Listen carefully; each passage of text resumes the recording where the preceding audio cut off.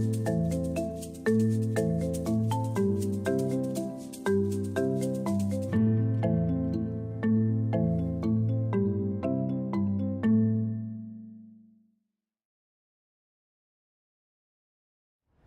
Ashley Weber, and I'm a World Skills competitor for car painting. I'm Salas Meaches, I'm the World Skills competitor for CNC Milling, and today we're here to talk to you about our journey to World Skills. Today we're actually at Red River College just to do a quick little talk about it. I've been here for, 3 years now? This is my first time back in the shop in about 5 or 6 weeks or so. Missed it quite a bit. This is where, of course, I started, just because we're, of course, in the machine shop. But I know Ashley here didn't start in there. I know she started at Caledonia East. Yeah, I started at Caledonia East Collegiate. That's where I was introduced to the classes and the trades. I come to Red River once a year to do my apprenticeship program for 6 weeks of training. And it's kind of convenient how this is kind of where it all started for us. Skills Manitoba is held at Red River every year. This is how we were introduced to this entire journey. Yeah, all starts right here.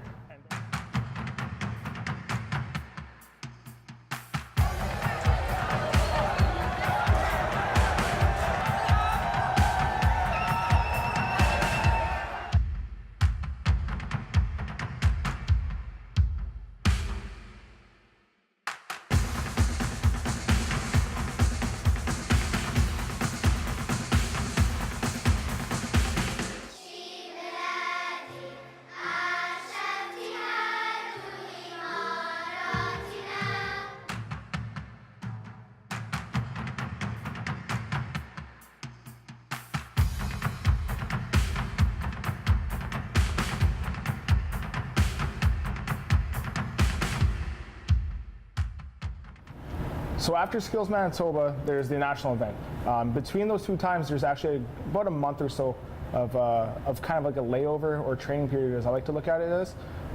During that time, I took a full month really of just training in the shop every single day, just for the national event.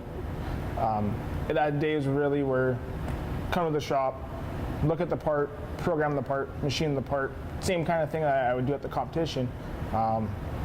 So yeah, that was the gist of my days. I don't know about you, Ashley. How was yours? I was actually working already at that point for my second provincial competition, so I got most of my training at work. After work, I would go to Jobbers, so I actually went to Chase and got training there at Chase. So I got actual industry-specific training for the competition at Nationals, which was held in Moncton the year we both won. Yeah. Well, you won, I got silver, but it's all right, we both won something. It differs from Manitoba to Canada as well, right? It's a huge difference between a 1 and a 2-day competition. Yeah, you really feel the stress, I find. Like, I remember like going there and like I was like, oh yeah, I'm gonna be super cool. I'm gonna be like, I'm the guy. I'm gonna walk in. It's like, yeah, there's like, oh, okay, this is a whole new thing. Yeah, it's a lot more strenuous having the 2-day competition as opposed to just the 1. Yeah, no, it definitely is. I can't deny that at all. I heard about like Skills Manitoba in high school and participated, I think, in one event beforehand, but it's just like one of the ones that's just like one of the smaller competitions, high school competitions really. But I didn't know it extended the whole way to like the nationals, to internationals, to where I'm at now. I heard about it in grade 10. In grade 11, we were kind of more introduced to it. We went to the actual competition just to watch. And then in grade 12, my teachers had asked me to go. So I went to the provincial in grade 12. And I won there and went to Saskatoon to nationals, which I didn't even know was a thing. And then I won there. And then when I went to work, I asked my boss if I could go to provincials again to see how I would do as a post-secondary level. So I did that and was successful and went to nationals again. And then it's crazy to think how far along on this journey we've come, just starting here at provincials, and then making Team Canada after we won. Yeah, no, it's really weird, especially the way I think about it, where it's when coming off a silver win, not a gold win like yourself. For myself at least, like they take 2 people, so I kind of got lucky in that aspect. So I'm not gonna lie, it's been great, but it's been such a long journey if you think about it. We started off in, what was that, July of 2016, really? Yeah. And then we have that 2-month break. First meeting in Ottawa, which was in September, if memory serves me correct. And then I know myself, I went to Sweden for Euroskills in the November, and then the trials ran around February, March, sometime around there. And then, of course, further on, like Skills Canada, all the other training stuff. For yourself, I don't completely remember where you all went for yours and how your trials went. And I remember you were one of the first people to do them, right? Yeah, my trials were early in January. I wanted to get them over with to see if I made the team, which was really reassuring. I also got a training experience in Australia as well as with other training. And a lot of it was just starting out here and then moving to make the Manitoba team, which was awesome. And then all of a sudden we found out there's a Canada team, and it was just so surprising to us. Yeah, no, especially for myself, it's like my trainer and I, Warren, we were both kind of like thinking about that year. It's like, well, we've had a couple of gold medal winners in the past. Like, well, why didn't they qualify? Those should have been qualifying years. And then it was like we started like putting 2 and 2 together. It's like, oh wait, this is a qualifying year. So it added a whole new level of stress that we were thinking. It's like, okay, so I was just gonna go there to try to win gold, but it's like, no, now there's a world skills team. Because like, oh, that's another level of difficulty that we always want to. And that's where it all started, right? Is just pretty much our teachers getting us into it, and then our family and everything just supporting us, giving us that all to do it, and that we can do it. And I'm sure we wouldn't be here if it wasn't for our teachers, our trainers, our schools, everything. So. No, exactly, definitely not. Building her confidence, tell her she can do it, not to be scared. It's about being there for every step of the way. That's about all. Not supporting, letting her know she can do it. Whenever there's doubts, it's like you're not going to know till you try. So just being there to support all around. Just always telling him, be positive, stick to it, and always strive to do your very, very best. Because you don't know what's going to come out of this, right? So after, 2 years of training and all that kind of good stuff, we found ourselves on a really long flight, about 14 hours or so, I think it was, to finally get to Abu Dhabi for the competition itself. But it didn't start right off the hop. It gave us about, 3 or 4 days? No, 3? 3 days, yeah. 3 days. And those 3 days included things like the opening ceremony, one school, one country, exploring the city a little bit, and of course just getting to know the competition site itself. So what you like? I know what I have for one school, one country. But what did you think of it? I thought it was amazing. It was so emotional, and everything. Walking in, seeing those kids so happy to see us from Canada, and we were just so happy to see them from Abu Dhabi. It was incredible. The whole experience, learning about their culture and them showing us about our culture, was amazing to see. How about what was it for you? It was super fun. They showed us all kinds of things. They had of course, they had the national anthem, but it's kind of funny because we all, just so you folks know at home, we all got split into different groups. So it was about 4 or so groups of Canadians kind of touring the school. And one of my groups, we kind of got what's what I'm looking for? Kind of like a private music lesson. So they were showing us like their anthems and things like that. So at one point, they start playing the Canadian anthem. And I'm just there. I'm like, this feels awkward. So of course, me being me, I get up, and then our, you know, Justin. Justin's our plumber, for the record. He looks at me. He's like, no, I agree with Saz. He gets up, and then next thing you know, everyone's getting up. It's like, I can't sit for the national anthem for one, right? Just being a patriotic Canadian. In Abu Dhabi, Skills Canada CEO Sean Thurston talks about how the team is doing. Well, Sean, we have all these young little boys walking through World Skills. Hello, hello. Well, we know that's the future, but let's talk about the present now. You represent Skills Canada. How's Team Canada doing? And not only on the competition floor, but as a whole with World Skills? I think Team Canada is doing well. Of course, it's a big event. Competitors, we try and explain to them, and with multiple meetings, get them to understand what the event is going to look like. But the scope of the World event is much larger than what they've experienced at the National. So I think at the beginning, they're all very nervous and a little uneasy about what to expect. I think now they've kind of settled in. I think some are performing where they expect to be, some may be better, some not as well, but we're just trying to encourage them, you know, keep working at it. You're already champions, you've already accomplished a lot. If you can perform well here, it's just kind of the icing on the cake of the entire skills journey. So how do you take this group this year, Sean, and you throw them in here with all these groups from different countries? How do you think they stack up, not only as competitors, but as young people representing Canada? Well, I think they're great ambassadors for the country. They are the best in their specific occupation, so they've already demonstrated that at a technical level.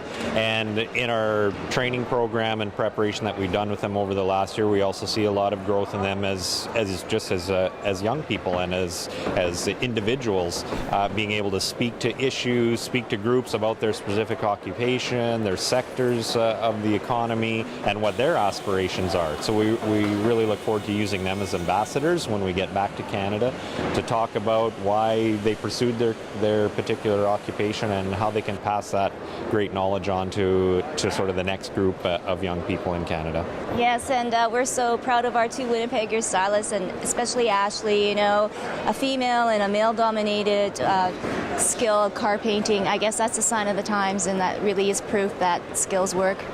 Absolutely, and those couple great ambassadors, they are a couple individuals that have really done a lot with media, and we've seen them grow as individuals over this process. So not only increasing their technical abilities, but also their comfort level to really talk about those occupations. And yeah, Ashley is just a great ambassador for that industry and for women wanting to pursue a non-traditional or traditionally male-dominated skill area. And we got to see the rest of the culture by going to our excursion, which was the desert excursion, right? We got to experience the heat, we got to experience the food, we got to experience the music, camels, everything. It was amazing. Oh, that dune riding was great. I'm sure we all have sand left in our shoes. Oh, I'm pretty sure. I brought some home in my shoes, definitely. Oh, yeah.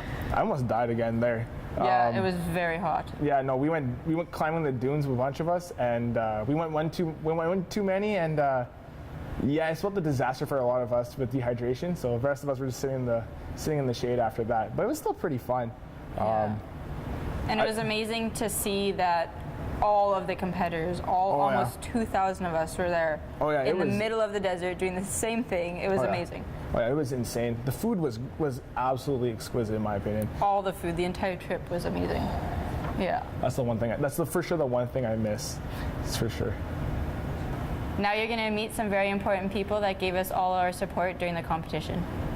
Our Team Canada features 31 participants from across the country, and behind every competitor is the great support system they receive behind the scenes. That would be experts, coaches, and trainers that work with each competitor year-round to eventually get to a World Skills competition. Luc Morin has seen it all as a competitor, trainer, expert, and now team lead for Canada. With 20 years of experience under his belt, Luc pretty much knows what he needs to do to keep the team in good spirits. So you will be leaving from the hotel for Canada Night at 6 o'clock. Team leader's role, as best described, as we always comically say, are the mom and dad away from home. We're here to make sure that their physical comfort, emotional comfort, psychological comfort is looked after to the best we can, to the best of our abilities. We make sure they're safe, we make sure they're on schedule and where they're supposed to be, and anything in between that we can help out with. As far as technical duties and that kind of stuff, that would be more to the trainers and experts and technical delegates, but we're here to be the mom and dads and to make sure that they're happy, they're healthy, and they're ready to compete. And there are definitely a few challenges when competing in Abu Dhabi. Well, of course, everybody will mention the culture shock. Of course, there's different languages, different cultures, and of course the different temperatures that we might not be used to at this time of year in Canada. But to explain very simply, the host organization, the World Skills Organization, makes sure that it has to be as easy as us for many different countries to participate. Emotions can run high when competing in a world-class competition. Basically, everybody's in this together. So it's all about doing the best you can under pressure, under challenging circumstances. And what helps a lot is with our team leaders, we have past competitors that have done this and have gone through the actual experience. What these competitors have to remember that it's not a race, it's more of a marathon. So you have 4 days of competition. So at some point, inevitably, you might have an obstacle, but guess what? Everybody else on all the other teams, that'll happen as well. It's how you come back for that.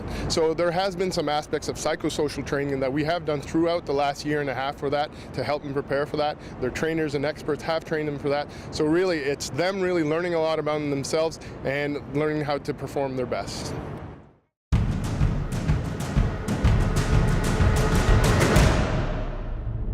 Well, it's always very cool to have a brotherly love here at the World Skills in Abu Dhabi, and I've got Bo here. And Bo, well, your little brother's right behind us, and we got to be really careful not to disturb him, correct? That is correct, yeah.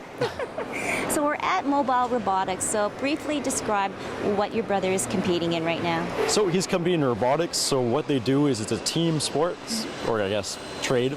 So there's two guys and their task is to build and design a robot, maintain it, as well as perform the task to the best of their ability. And the task this year is kind of based off a playground monitor. So the robot will pick up these pool balls, return them back to a certain designated area, and it's done driven and also autonomously. So you've actually got some experience in this, correct? That is correct, yeah. I competed in 2013 with Team Canada, and that was in Leipzig, Germany, and then I've also done a couple competitions as well before that in preparation.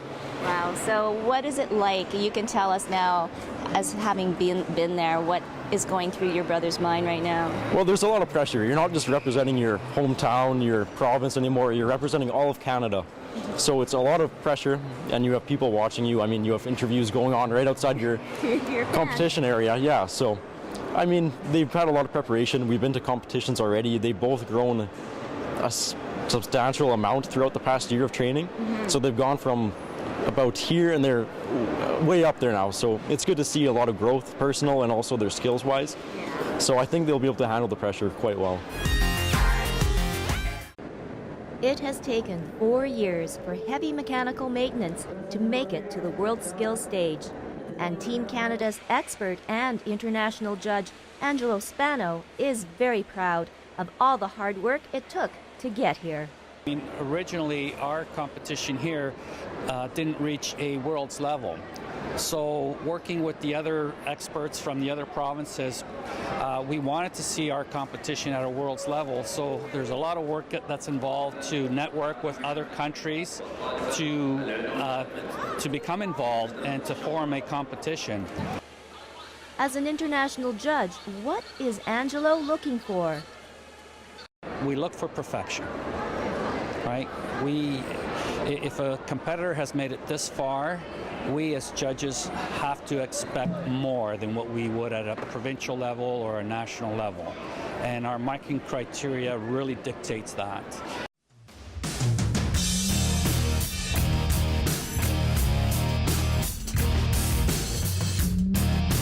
Jonathan Adair, I'm 21 from Barrie, Ontario, and I'm CNC turning.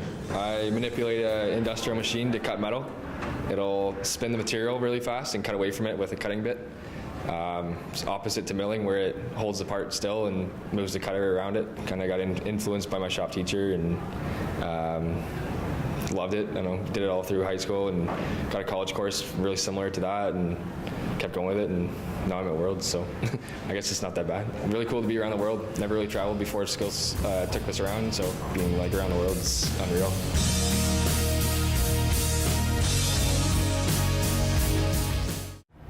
After finally getting used to 10 days of the competition and being in Abu Dhabi, we found ourselves on our way back home after a very emotional closing ceremonies where all of Canada did well.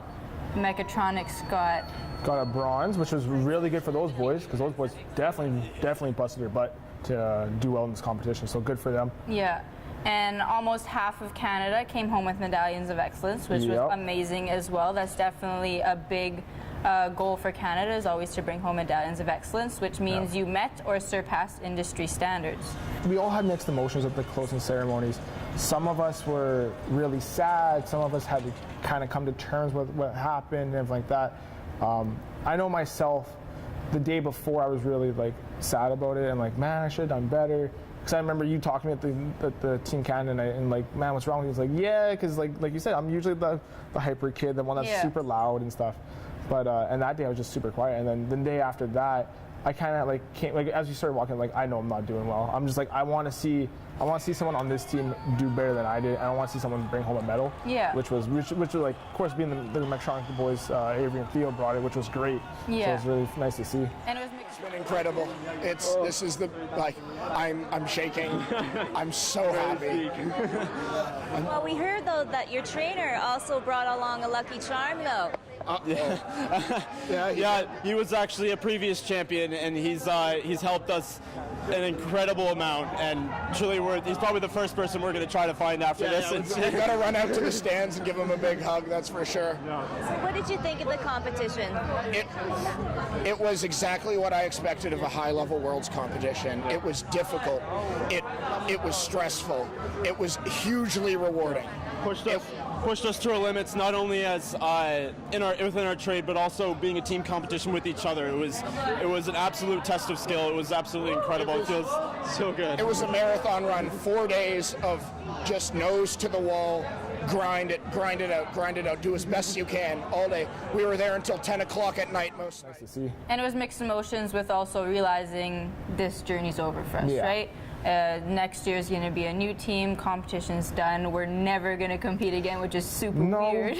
But you know what the nice thing is, though, we have the chance to become the expert one day. Yeah. That's the nice part. Or becoming the trainer if there's ever another person in Manitoba, or if we ever move to somewhere else, then we can become the trainer or expert again. Yeah, and it's nice because now we can come home and start our actual careers, right? Yes. So I know you got an awesome job out of this, if you want to mention. Yeah, I'm a NC programmer at Magellan Aerospace, or entry level in proper terms, as I like to call it. But yeah, it's been great. I've been there for 3 weeks at this moment.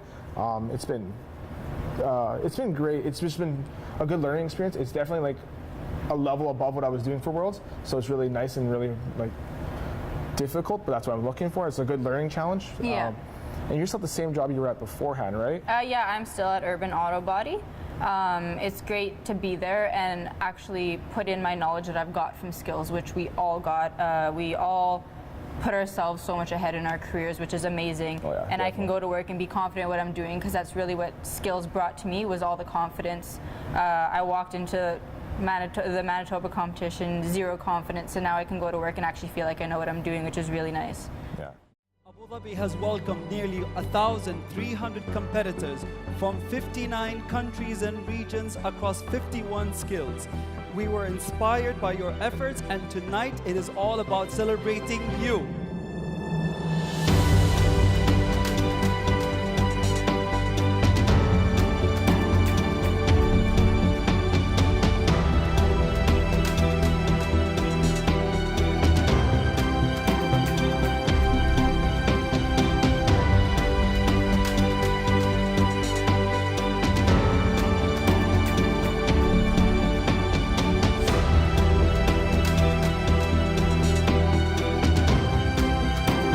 As you are all now champions,